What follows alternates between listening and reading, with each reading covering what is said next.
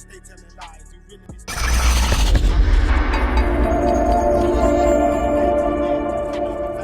about to start fighting back. It's your fault, this where we at. Or we wanna know what's up with that. Yo, what's good, everybody? It's your boy, Minister King G. Khalid, out here grinding for God at all times. I like to say welcome back, y'all. This is episode 2. We grinding for God, like I say at all times. So check this out. This is a community outreach segment here, live on the video podcast. What's Up With That show on Roku, Hulu, Amazon Fire TV, iOS, and then Android system. So you need to download that and get with it, man. So we out here grinding. Coyote Man Show Network, give them some love. So check this out. Before we get involved into this great story I got, because like I said, I always come with a twist of things. I like to highlight community outreach people, but I don't just reach out and grab just anybody. I bring in them people that have stories, like real life stories, like stories that would be like my own personal story. That is how we can turn a positive from a negative. You know what I mean? How a light can shine from the dark. You hear me?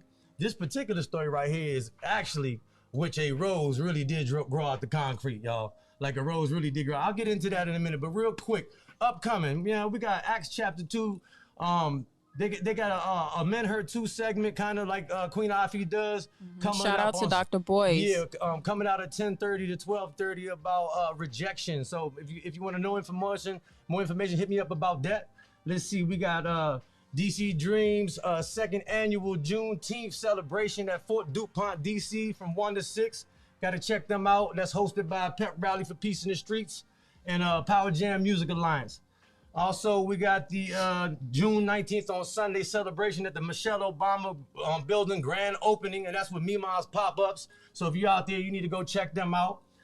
We got Miss Keita Shaw doing a Raw and Unlimited section about trauma, Baltimore's Roundtable, man. Got to check it out. There's just so many different things going on. I'm not going to go on too much about that, but I do want to start with this whole thing because this segment is highlighted about somebody and not myself. But those are the organizations out there grinding. More information, hit me up.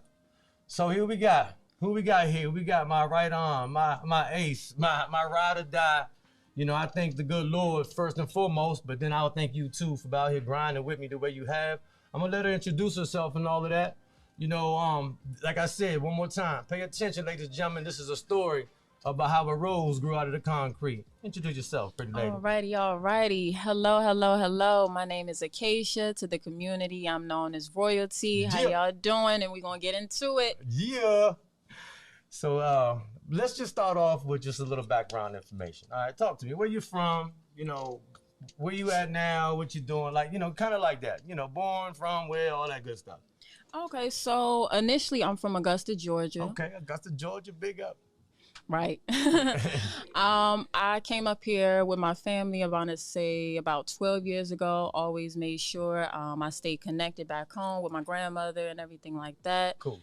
I spent a lot of time down there when I first started nursing school. This was around the age of 18 and 19. Mm-hmm. Since then, I've been up here in Maryland, really just grinding out for the people, for the community, but most importantly for the kids. Yeah, well, since you bring that up, we'll jump right into it. But so you consider yourself from Maryland kind of jive, like you talk, No, I'm from Georgia. I tell you one thing for sure, she definitely got them southern ways and southern traits with her, man. I appreciate that southern hospitality down there.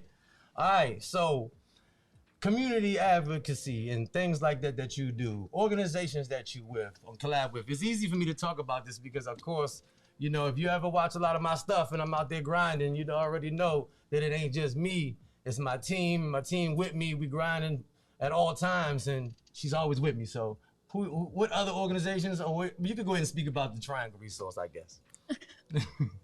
Okay, so the Triangle Resource is a beautiful, beautiful organization. I want to say I came across it last year, actually, during the summer, and I had just quit my teaching job. I was teaching special education in DC. Okay. And I really just wanted to give myself back to God and to the community, truly. So I was praying to God, and I asked him, I said, God, please give me some kind of organization. And then bada bing, bada boom, this guy pops up. I went out with him one day. You gonna tell him about the $24? Nah, we could get into that a little something.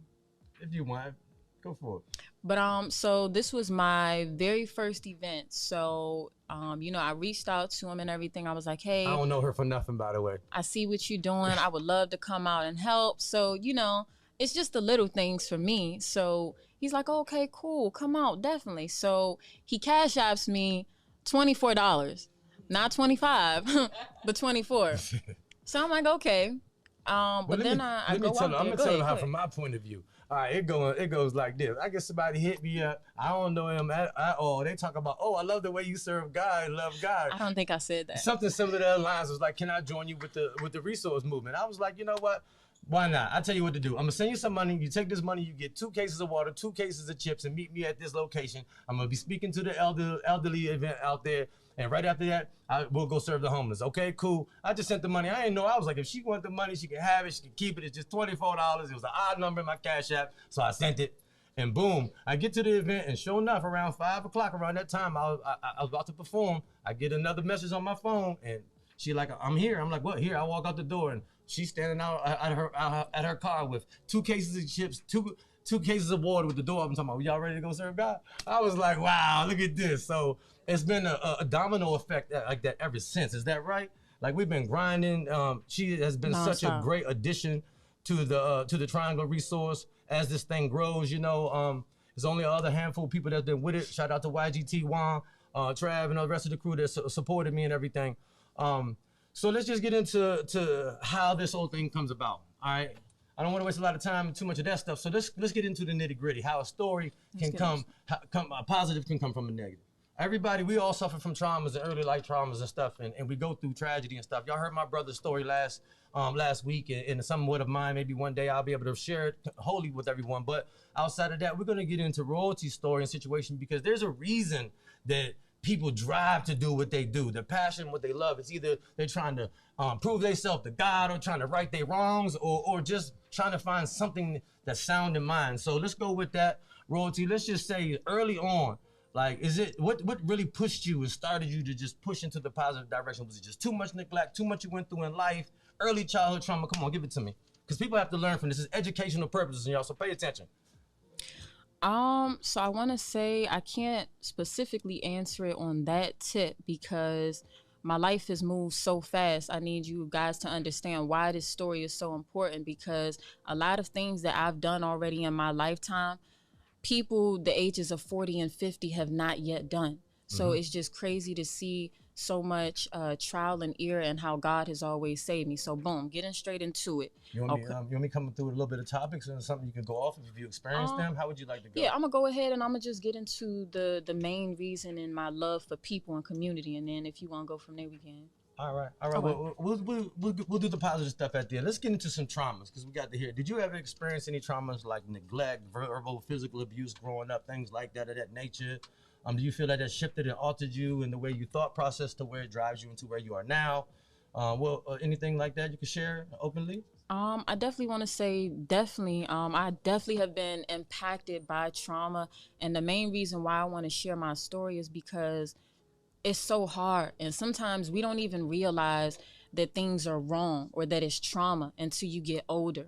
Okay, so now everything has been kind of hitting me full flash, and I'm not going to sit up here and say like, I've had like a horrible lifestyle or anything like that. Yeah. But, I am working with the generational curse. So I'm dealing with the pain from my mother, from her mother's mother, from her mother, and on top of that, not having an active male role model or a father figure in my life. Something a lot of young women struggle with a lot in our society today. And when he was around, he was actually very abusive. And there are certain things like this, like, with parents, sometimes we don't see certain physical actions, throwing stuff at your child's face, wanting to hit them a certain way. Yeah. It's so normalized in this community. Well, abuse comes in so many different forms. It definitely so many different forms. I know one time you had briefly spoke to me about homelessness and why it's so touchy to your heart and why you feel the way you do. I mean, one, because you have the love to help people. But you kind of experienced a little bit of this at one time, per se. And I don't, want to get too much, but I do know a little bit more about that. But would you like to share about that? Yeah, and how that pretty much came about. I was around 18 or 19, and I had went back down to Georgia to take care of my grandmother and my nana. And during that time, there was some issues with me and my mother. And I truly, truly was sleeping like in the back of my car. And I'm 18 or 19. Yeah, that's so there are just a couple of different life experiences that I've had to physically be put in. And I promise God, I promise God off instant, God, as soon as you change my life, as soon as you get me out of this predicament, I will never, ever look down on anybody like that in that circumstance. And I will do everything that I can to make sure that these people don't have to ever go through that. So through all these neglects and these traumas that you were dealing with, I mean, I know some of them got very physical. I know that the relationship from early on without the father and this and that and having an abusive man around, I think it was an altercation that had happened where something physical had happened that really put you in a mental state was I mean, to have to physically have to protect yourself so much in a way to where you have to harm another person at such a young age. It's got to be very, very traumatizing. You'd like to share about that? Definitely. So this is a really mind-blowing kind of event, and I'll go ahead and fast forward through it. But it was a situation I was with. I'm the oldest, so I was around all of my younger siblings and cousins, and we were all, surrounded at my grandmother's. And my grandmother was with a grimy dude at the time. We all know them. This guy, he was just like, he was going to put his hands on me, and then most importantly, he was going to put his hands on my grandmother. Before all that, he was using drugs and a lot of stuff like that involved, or alcohol? Actually, yes, but as a child, I was only 14. Yeah. So pay attention, ladies and gentlemen. I was only 14.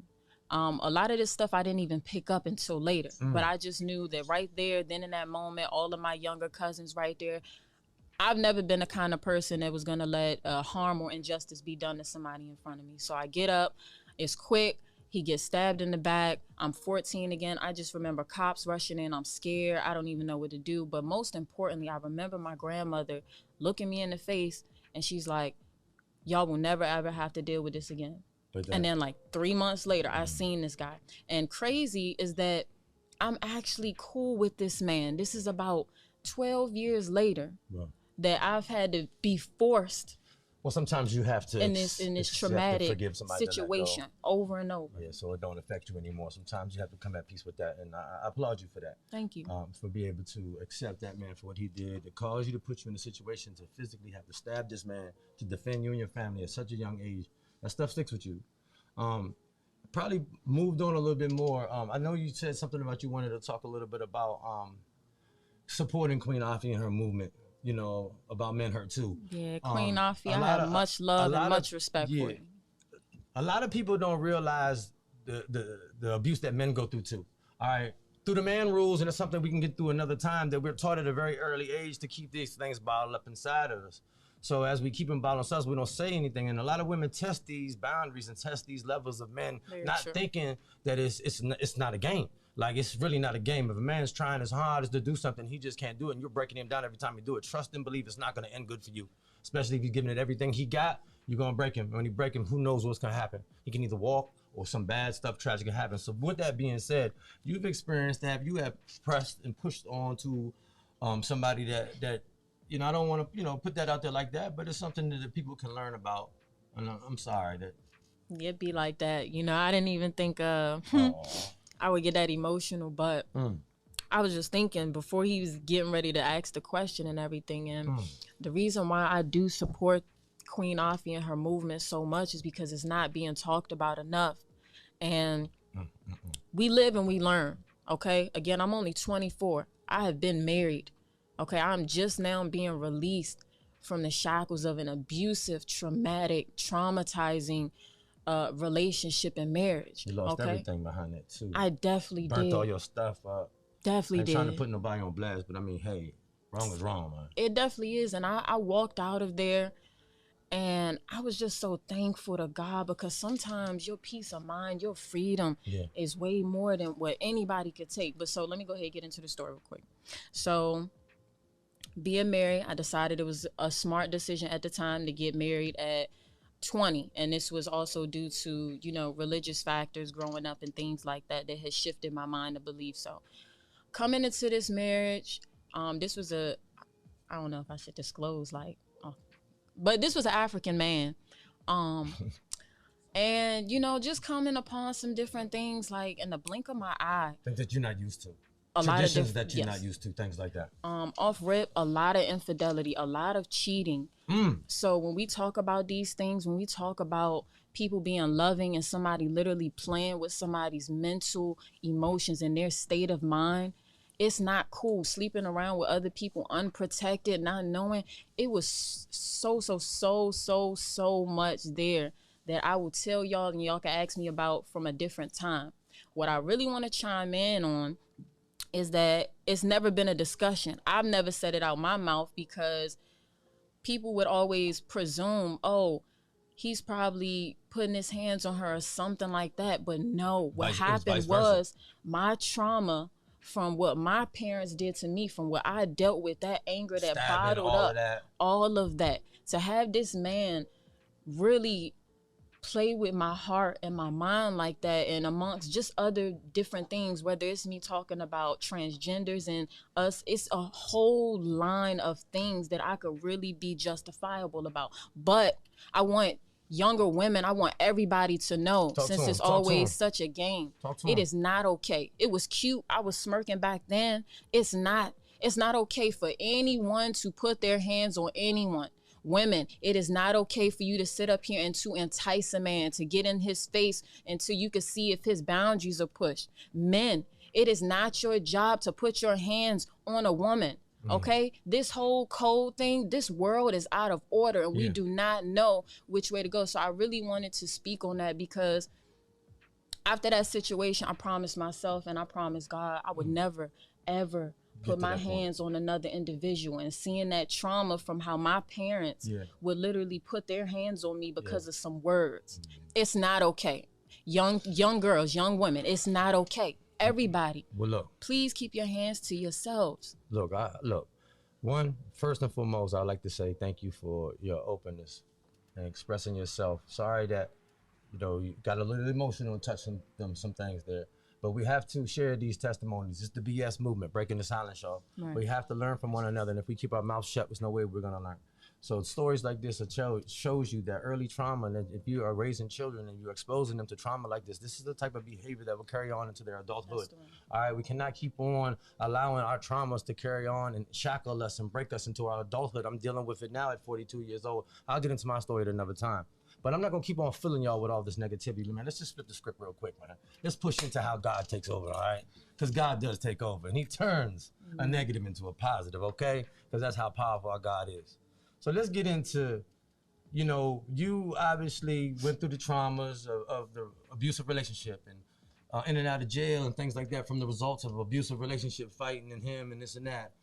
Even people pressing themselves to maybe taking their lives in trauma situations. You know something about what you just mentioned? And this is how God is always there. God is always there.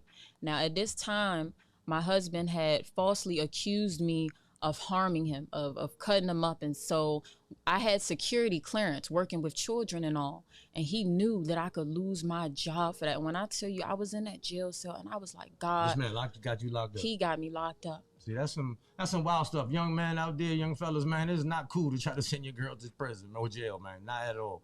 That is like the most cowardice, weakest move you could ever do as a man. Straight up. No, let's get off the negative, all right?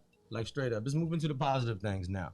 All right, obviously you done found yourself back with the good Lord and changing your life. You're tired of the negative stuff, right? You're moving in a better direction.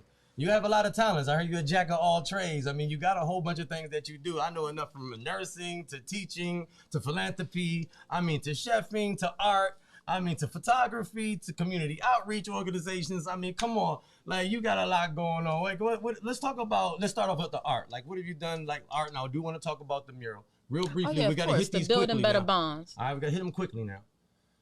We're running out of time, y'all. That's why.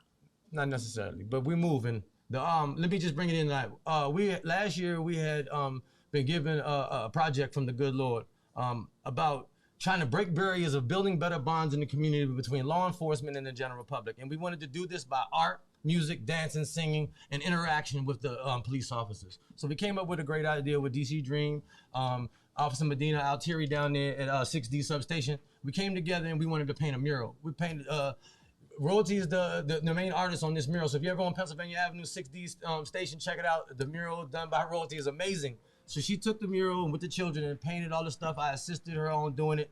and we created this beautiful thing there. Tell us a little bit more about it. Like, what was the interaction about, or did I kind of cover all of that? Pretty much, but we'll be doing a part 2 to it. So working with the kids and the officers, it truly was an experience because I just wanted to show the kids, like, hey kids, I've been locked up like over the last 2 summers. Little do y'all know that cops are not necessarily cool with me. She was a little sketchy at first, but she warmed up to it after that because you know what? These cops are not bad. Come on now, we got to cut them a break. Definitely. All right. Photography. I know that's something that you love to do. Is that something that you would like to talk about? You got some upcoming stuff coming? Briefly, yes. Actually, you guys can continue to just book me up. I'm pretty booked up into July with photography. I'm working with a company in regards to that. So if you guys ever looking for a wedding photographer or any kind of freelance photographer, okay, just holla at me. All right. So to bring up some more things, I'm gonna highlight herself as an individual now. Well, we know that she does a lot of community philanthropy work. She's a philanthropist out here with the Triangle Resource, and that's pretty much what they do.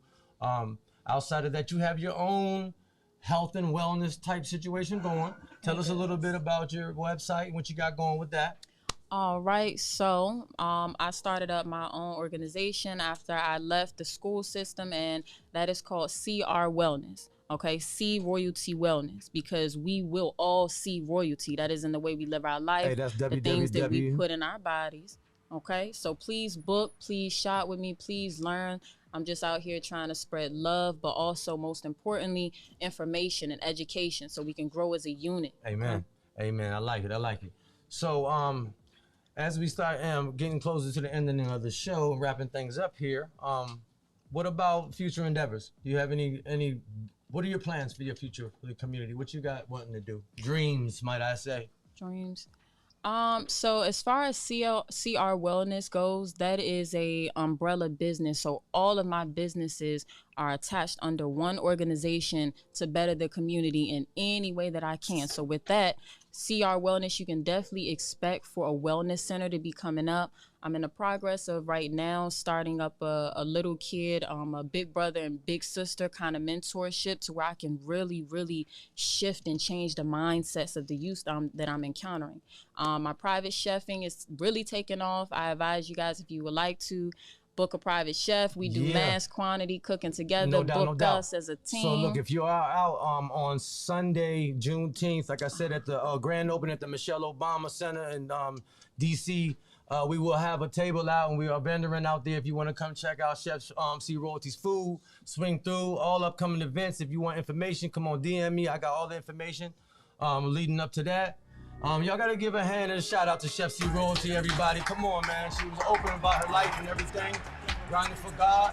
Hey, once again, it's the Triangle Resource. At all times, gotta give a shout out to Overseer Ann Coles, Pastor Daryl Harris, and the rest of the crew. Thank you very much. It's the Triangle Resource, and I'm out of here. We out. What's up with that? What's up with that? Yeah.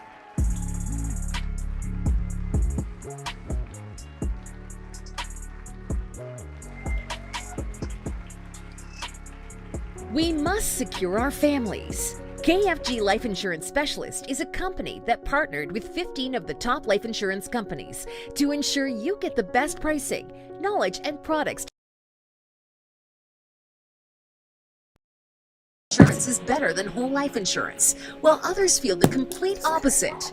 Some may feel like universal life is the way to go, and others may feel it's better to have a whole life policy. Neither of the products are better. One